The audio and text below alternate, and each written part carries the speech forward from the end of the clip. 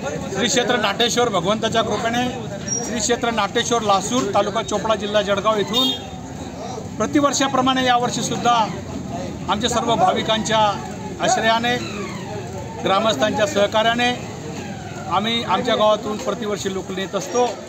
गाडीच्या माध्यमातून ना नफा ना तोटा या उद्देशावरती ज्यांनी पंढरी बघितली नाही अशा लोकांनासुद्धा आम्ही या ठिकाणी घेऊन जातो, जेणेकरून पंढरीचे महात्म्य लोकांपर्यंत पोहोचेल। आषाढी जन्मासी यावनी पहावे पंढरी, जन्माला येऊन जर पंढरी बघितली नाही तर आपला उपयोग नाही, म्हणून पंढरी महान तीर्थ आहे आणि त्या ठिकाणी आम्ही लासूर हे सर्व ग्रामस्थांच्या सहकार्याने प्रतिवर्षी दिंडी नेत असतो आणि खूप आनंद साई दिशा कोंडला आनंद असा आनंद आमच्या मनात असतो आणि अशी दिंडी परमेश्वर नाटेश्वर भगवंत आम्हाला पुढे सातत्याने चालू ठेवण्याची शक्ती कृपा देवो ही परमेश्वरचरणी प्रार्थना करतो। सुरुवात लासूरून होते, लासूरून आम्ही आदिशक्ती मुक्ताईचं दर्शन घेतो, त्यानंतर नांदुराच्या मारुती आणि शेगाव।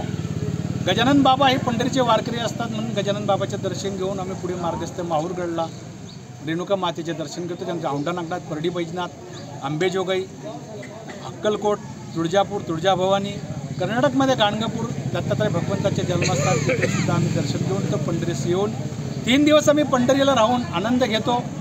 दररोज सकाळी उठून हरिपाठ, काकडा आणि भजन होत असतं। परत आम्ही जाताना मार्गस्थ होताना नेमाप्रमाणे पंढरीचे वारती आल्यानंतर ज्ञानोबाचे दर्शन घेणं, संतांचे दर्शन घेणं उचित या माध्यमातून आम्ही जेजुरी ज्ञानोबारावांचे दर्शन घेऊन भीमाशंकर आणि त्यानंतर शिर्डी साईबाबाचे दर्शन घेऊन आम्ही परत 10 ते 12 दिवसाने माघारी येतो। नित्यनेमाप्रमाणे वारकरी आमच्याजवळ जोडूनच असतात, कारण हा आनंद त्रिभुवनी असतो, याच्यासारखा मोठा आनंद नाही। हा वारकऱ्यांना स्वतः अनुभूती येते। आमच्या गावचे माजी सरपंच देवलाल सरसुद्धा या ठिकाणी, आमचे देवलाल बाविस्कर सर या ठिकाणी आमच्यासोबत येत आहेत, वसनाप्पा येत असतात, पूर्ण श्रीराम भजनी मंडळाचे कार्यकर्ते आणि आमचे पत्रकार बंधू या ठिकाणी आम्हाला प्रोत्साहित करतात, त्या माध्यमातून आम्हाला प्रोत्साहन येतं आणि ही दिंडी आम्ही सुरू ठेवतो। रामकृष्ण रामकृष्ण पुंडलिका वरदा हरी